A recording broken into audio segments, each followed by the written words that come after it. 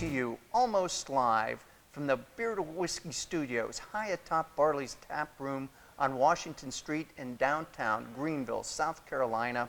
This is an episode of Beer to Whiskey, and I'm your host, Russ Heaps. And in our ongoing quest to spread the gospel of good taste, today we find ourselves in Barley's doing one of our Big Jon and 5 segments.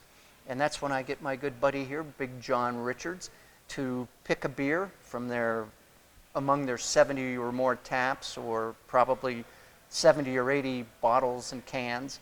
And we talk about the beer. Jon tells us about it, explains it to us. We talk about the brewery. We talk a little bit about brewing sometimes. So with that being said, Jon, what do we have? We have a bottle of Saison Dupont, which is a pretty fun little treat, and not so hard to find so much as it, I think, kind of just leaves the consciousness. And of course it's an actual Belgian, so it's an imported beer and takes some amount of doing to get. They teased me with it on tap downstairs, which is why we ended up with a bottle. And at least they came through with a bottle for me, and I got all excited about, oh my goodness, we're going to get Saison Dupont on tap. But alas, we will be getting it from the bottle. This actually came from the Trapdoor, right? Correct. Next door, which is a part of Barley's, but it's a Belgian... The Belgian arm, if you will, of Barley's. It's a little different themed restaurant, and you get a little higher end food selection as well, and mostly Belgian beer on draft and bottle as well. So they brought up one of these from down there, since I guess they felt bad about as well they should. Yeah, that's right. Tempt us like that. Indeed. Pull the rug out from under us. So Saison Dupont's a lot of fun. It's probably the definitive Belgian Saison.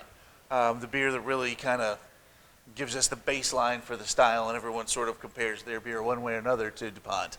And it happens to be probably, personally, my favorite Thanksgiving beer for Thanksgiving dinner. Really? Yep, just got a great pairing mechanism. It's got a lot of carbonation. It's got those nice earthy flavors, a lot of that same fall spiciness that goes into your Thanksgiving dinner. The carbonation really helps lift all of the heaviness, the weightiness of Thanksgiving off of your tongue, and leaves you with a lot of flavor, which is one of the things that beer does that none of the other alcohols do when you're pairing, is carbonation.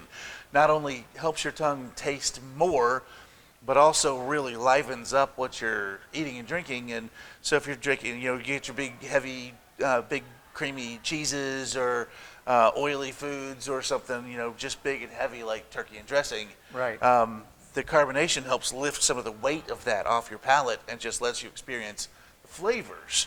So you're going to mingle that with a beer that's not super aggressive, but carries a lot of those same flavors from the yeast and the fermentation flavors, and then is not so aggressive that it's going to cover anything up in your Thanksgiving dinner.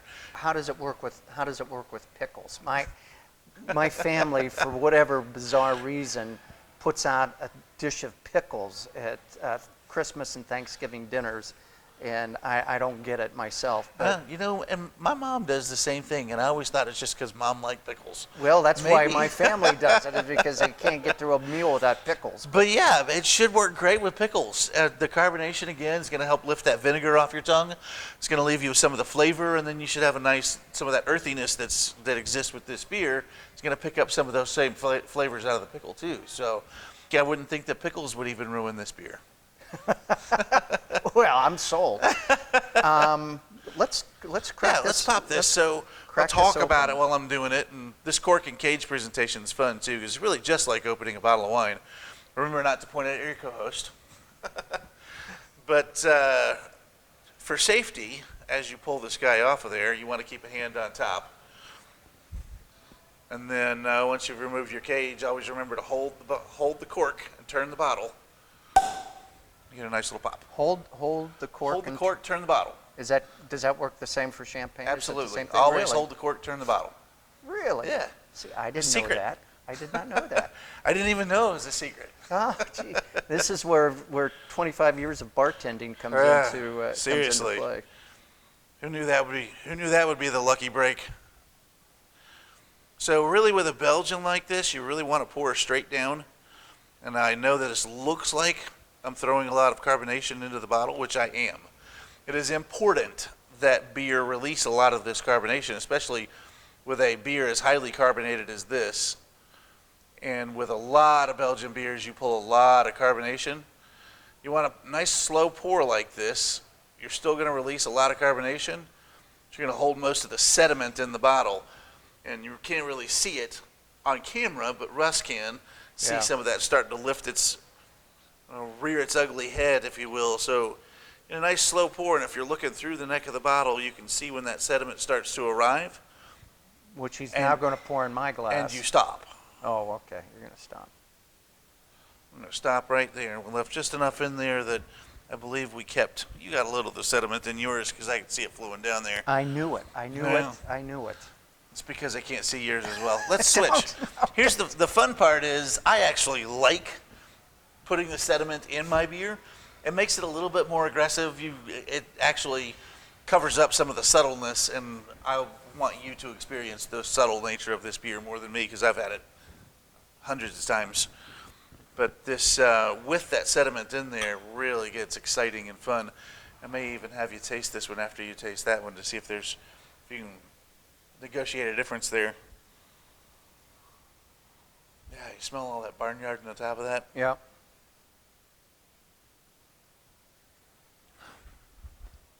And it's funky and earthy like that without getting sour. It is, yeah. So it you is. don't pull any of that activation of your salivary glands back there. Yeah. But you get all that kind of wet wool and wet straw, we call horse blankets, all those weird barnyard flavors. It's real earthy. It's green. It's a little bitter. It's a little bitter.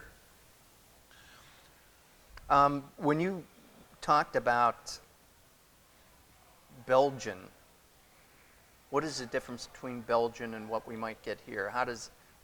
Is there anything that differentiates? The Belgians have created several unique styles, this being one of them. Of course, this drifts off into France too and into the realm of bière de garde, but that's a different lesson for a different day. When I say Belgian beer, I really legitimately mean it's from Belgium. Versus there are a lot of people in the United States that are making great saisons, but we call them Belgian style beers. Right. So, but is there really a difference other than the fact of where this originates? You know, these days, probably less because the American brewers are trying harder to replicate some of the classic elements of beers like this versus just trying to do crazy things and experiment with, methods and ingredients and everything else under the sun. They're just trying to go classic and mainstream a little bit more, which is probably a positive. The race to the 13 and 16% beers and the aggressive nature of what American beer has been probably needed a check. Needed to be brought back down a notch. It is making me salivate a little. It does. It's neat. It dries right up the longer it stays off. As you sip it, it doesn't taste all that dry, but the longer it stays off your palate, it just dries you right up. Yeah, it does. Yeah, it's really interesting. It's sort of like the Pinot Noir of beers in Absolutely. that it is kind of earthy and barnyardy. Right. Rounding back around to asking about Belgians, because the bottle fermentation, the sediment level that's in this is probably going to be higher than most of what you get out of American beer. So you'll get that secondary. This will be bottle conditioned, so they will have added a yeast and sugar addition to actually do a secondary fermentation in the bottle. Helps pressurize the bottle, helps heat up the oxygen that's in there, helps it last a little bit longer, and creates a little more subtle, nuanced flavor as you go along, as there will be some additional flavor added. So some of that will be different from some of the American brews, but even then, a lot of the American brews are going into doing bottle fermentation now too, and secondary bottle conditioning and all that kind of stuff. Is there anything that we should know about the brewery? It is actually Brewery Dupont, instead of like most of the other breweries name their beer and it's Brewery Verhaeghe or Brewery La Trappe, and this is actually Brewery Dupont. So you don't have to go looking for some other weird name if you're looking it up on the internet or at your local store. Do you have anything by DuPont? And they're probably going to come up with these guys. So. Yeah. Yep. This is it. You're tasting one of the classics. It's wonderful. Yeah. And I think Saison in general is a good gateway beer for wine drinkers who Oh, don't yeah. drink beer. This might be a little funky for, to achieve that, but generally Saisons are a good gateway, particularly for a Chardonnay drinker or a Rosé drinker or even a Sauvignon Blanc drinker. Absolutely. We're finding more and more of those. Like I said, the return to this classic nature of beer versus the more aggressive American side of things, which I'm pleased by. Yeah. Anything else? I think we should let these people go find a beer. I would agree. Cheers. Text Miss Lily. We'll see you next time.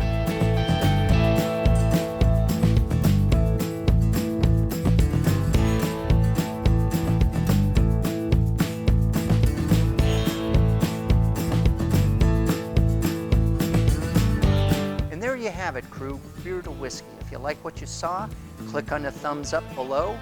And please subscribe. Little round Beer to Whiskey icon down in the corner. And new video comes out every Thursday at noon East Coast time. And if we have our members only section up and running, check into that and you'll see some good stuff that you only see if you're a member. So until next time, cheers.